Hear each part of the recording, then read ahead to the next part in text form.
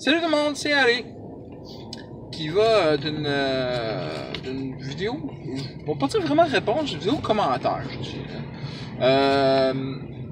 Par rapport à une vidéo de Black Raven sur les 7 commandements du rôliste.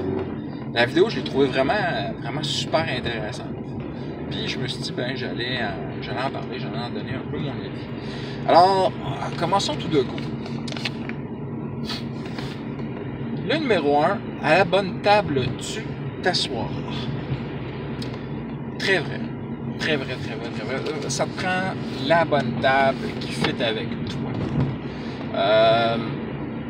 Dépendamment de ta personnalité, tu sais, ça va peut-être être une table un peu plus munchkin, un peu moins, un peu plus roleplay, d'un certain dosage.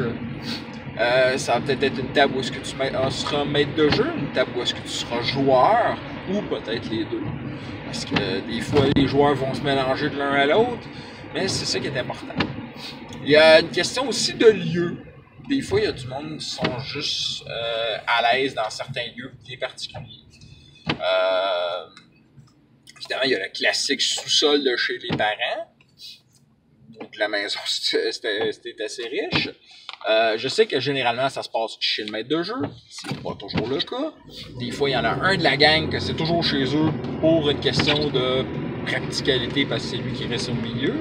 Il y en a d'autres que, ben, ça alterne. C'est une question d'être à l'aise. Moi, c'est sûr qu'il y a certains endroits que je préfère plus que d'autres. T'sais. Je déteste pas jouer chez moi, mais je peux pas dire que j'adore ça non plus. Trop de dérangement, la table est... ma table est en vitre. Fait que j'aime pas vraiment ça. Chez certaines autres personnes, genre, je préfère ça. Genre, ils ont toujours... Marianne, par exemple, elle a toujours du thé. Bon, Gaby aussi. Gaby, c'est trop petit chez eux, je me sens toujours comprimé. C'est ça, tu sais, c'est des plus, des moins. J'aille pas ça aussi jouer dans certains lieux qui sont ni chez moi ni chez d'autres. Je sais pas moi, l'Université Laval, tu sais, des fois, j'ai eu certaines de mes meilleures games à cette place. C'est assez mémorable pour moi, l'Université Laval, pour des games. Donc, numéro 2. De la bonne manière, tu joueras. Bon, il y a la bonne manière dans le sens des règles, dépendamment de ta table. Il y en a qui sont plus à cheval sur les règles, d'autres qui sont moins. Mais c'est plus de la bonne manière par rapport à toi. Donc là, ici, on parle du système, je crois. Bon, enfin, bref, de plusieurs affaires. Il y en a qui préfèrent moins de jet de dés, il y en a qui préfèrent plus de jet de dés. Bref, il faut jouer, on joue de la manière qu'on se sent le mieux. Ça se peut que tu aies joué pendant 30 ans puis tu viens de découvrir de quoi de nouveau puis tu te dis oh my god, this is the best thing. Ou ça fait 30 ans que tu joues, ou ça fait tu changes tout le temps de jeu puis c'est ce que tu veux. Ou ça fait 30 ans que tu joues au même jeu et tu es toujours heureux. Bon, je vais gros avec le 30 ans. C'est peut-être même exagéré. Ensuite, du mieux que tu pourras, ton personnage, tu joueras. Oui, absolument. Ton personnage, tu vas lui donner vie, et ça de la façon que tu peux, et que tu veux aussi. Alors donc, si t'es bon pour faire des voix, puis parler en alexandrin, tu fais un barde qui chante, alors tu chantes toutes sortes de chansons, puis en plus t'es dans le ton, puis etc., ben tant mieux, fais-les. Si t'es pas capable, puis que, tu sais, genre, tu arrives à quelque part à un moment, puis il faut absolument que tu fasses un gros roleplay de fou pour essayer de convaincre quelqu'un de faire qu'est-ce que tu veux. Sauf que, alors que d'habitude t'es correct, là, ce jour-là, t'as pas la patate, ça va pas, tu sais, je sais pas, moi, il se passe quelque chose, là, tu veux juste jouer pour te changer les idées. T'as rien, absolument rien, t'as servi dans la sauce blanche, qu'il y a rien qui te passe dans la tête. tu te dis, ben, je peux-tu faire juste un jet de persuasion, tu sais? Ça peut être correct aussi, tu sais. Le DM, il faut qu'il accepte ça aussi, là. C'est techniquement dans les règles, tu sais. Il est pas capable, il est pas capable. Qu'est-ce que tu veux que je te dise? On n'a pas tout le temps. On n'est pas tout le temps à notre plein. À notre plein régime, là. Bon, excusez, je vais manipuler quelques manettes parce que je commence à pas être capable d'avoir mes vitres. À travers mes vitres. Bon, après ça.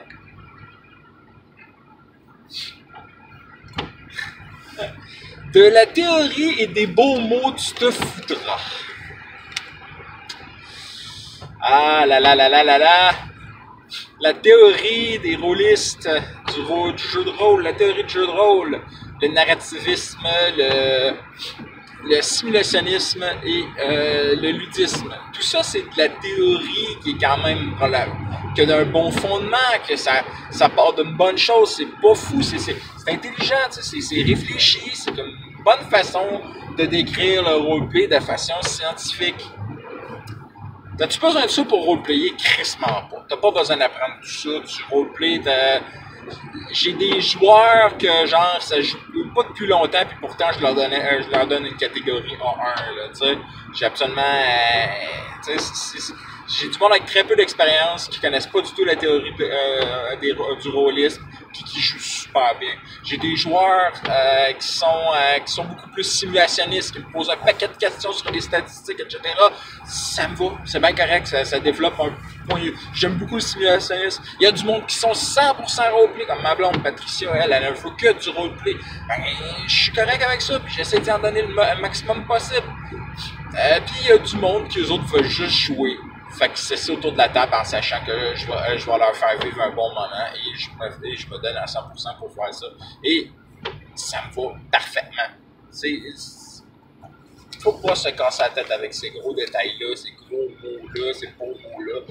Faut juste vouloir. Vivre et laisser vivre, tu feras. Ce que l'autre personne fait avec son personnage, tu le laisses faire.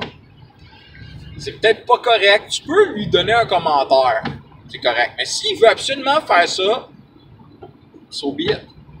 Ok, pas de problème. Puis en tant que DM, tu peux faire la même chose, tu peux donner des commentaires, tu peux suggérer, mais tu le feras pas vivre à sa place, il doit vivre de par lui-même. Bon, si c'est un débutant et qu'il essaie de faire une niaiserie qui n'a pas rapport parce qu'il ne comprend pas le système, c'est sûr que tu peux genre, il tourne un petit peu le volant à sa place pour montrer que c'est comme ça, faut que tu conduises. C'est correct, ça c'est guidé, c'est pas jouer à la place, c'est guidé. Mais, c'est ça, et les autres aussi vont faire ça avec toi. Ils vont te laisser jouer parce que tu joues ton personnage de la façon que tu le veux. Alors, tu joues comme ça. Le 6e est probablement un des plus importants. Du plaisir, tu as. Techniquement, ça veut tout dire. On s'assied autour de la table pour avoir du fun. On n'est pas là pour se faire une histoire de merde, on n'est pas là pour perdre notre temps, on n'est pas là pour se casser la tête, on est là pour avoir du fun. Je suis le premier à dire que moi-même, j'ai déjà pas contribué à ça. Je me suis déjà cassé la tête de même devant certaines personnes, certains DM. Mais culpa, j'ai déjà fait du trouble autour de la table. J'ai eu cette phase-là. Puis c'est tout. Je m'en excuse. Je me suis excusé plusieurs fois. Puis je veux rejouer avec eux autres. C'est juste que ben là, ils restent loin. Puis c'est compliqué. Mais on va finir par le faire. Fait que donc, le but est d'avoir du fun. Fait qu'organisez-vous pour avoir du fun. Si t'as pas de fun à ta table, il est peut-être temps que soit tu discutes avec les autres sur qu'est-ce qui te donne pas de fun, ou bien d'abord que tu penses très sérieusement à changer de table. Et c'est correct. Il faut que ça soit correct. Et la septième et la dernière, tes grandes oreilles, tu ouvriras. Oui, ouvre tes oreilles, écoute, passe pas ton temps sur ton cellulaire, ouais, whatever, que genre, à un moment donné, on dit, pis toi, qu'est-ce que tu fais avec ça? Qu'est-ce que tu fais pendant ton tour? Qu'est-ce qui s'est passé? Caroline, tu écoutes. Tu penses à ton affaire. Tu écoutes le roleplay des autres parce que ça te concerne aussi. C'est un jeu d'équipe. C'est un jeu de groupe. Puis même si le groupe s'est séparé en deux groupes différents, techniquement, tu n'es pas censé savoir ce que l'autre fait. Puis tu n'es pas censé pouvoir donner de commentaires ou quoi que ce soit. Tu écoutes pareil parce que c'est de l'aventure, c'est des choses, tu sais. Ça va sûrement un moment ou un autre, tu vas sûrement un moment ou un autre être au courant de ce qui se passe, puis pouvoir donner ton grain de sel et genre réagir d'une façon, tu sais, penser à ton affaire, comment tu vas roleplayer cette situation-là, ou apprendre cette nouvelle-là. C'est plutôt un roleplay aussi là, d'apprendre quelque chose puis de réagir par rapport à quelque chose qu'on apprend. Fait que, oui, tes grandes oreilles, tu le fais. Fait que, Black Raven, je te félicite pour cette excellente vidéo. C'était des plus comment dire, instructifs. Je me sentais interpellé par ça. Et je sentais que j'avais besoin d'en donner mon avis, même si mon avis est probablement le même que beaucoup de monde. J'avais besoin de dire à quel point j'étais d'accord et de donner mon minuscule grain de sel. Alors, il ne me reste plus qu'à vous souhaiter des critiques nombreux et des fumbles rares. Bye!